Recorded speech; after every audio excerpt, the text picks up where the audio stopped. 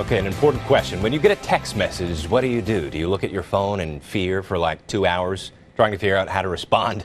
Well, according to research firm Mobile Squared, more than 90% of text messages are read within 3 minutes of delivery. But how fast should our response be? Etiquette expert Diane Gottsman joins us this morning with an answer to this and how long we have to respond to texts and other types of messages too. Good morning, Diane. Good morning. How are you? Doing pretty well. Thanks for coming on. So to me, this all depends on if a person has the read receipts on, which I don't. but if they do have the read receipts on, I expect an answer pretty quickly. But I don't have them on, so I can kind of take my time when I respond. Is that the way you see it too? Or? Well, I will tell you, the read receipt is a whole other conversation. So it all depends. You know, it's all dependent on, well, first of all, we know that people see their texts within the first 3 minutes and generally respond within 90 seconds. That's most of the time, but that doesn't mean that's how it should be.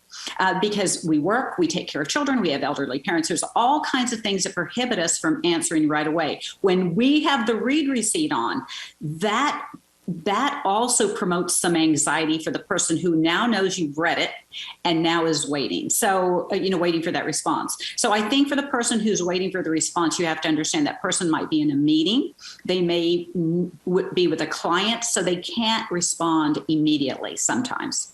Yeah, that's a good point. Well, taking the read receipts out of the equation, what's the general etiquette for response?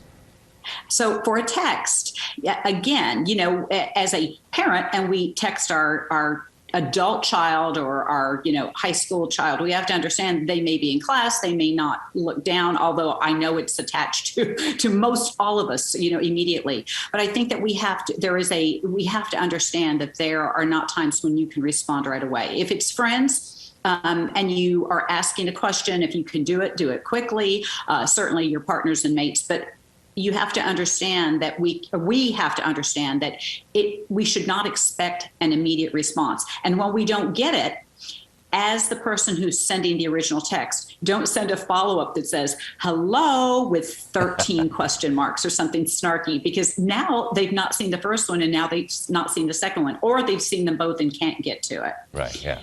I'm guilty of all this. Well, we got about 20 to 30 seconds here.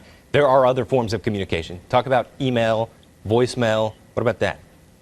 Okay, email, if it's a business email, try and respond within 1 work day. That is not 24 hours. That's that 8-hour time frame. And if you can't get back to the person or you don't have the answer, let the person know, I've received your email. I will get back with you tomorrow, or I'm going to research.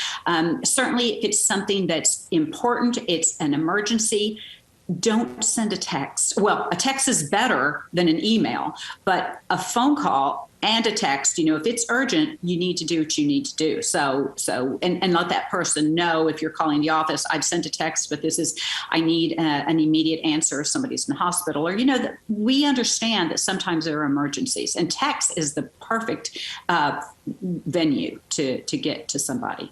Right. Good advice, Diane. Thank you so much. We appreciate you. Thank you.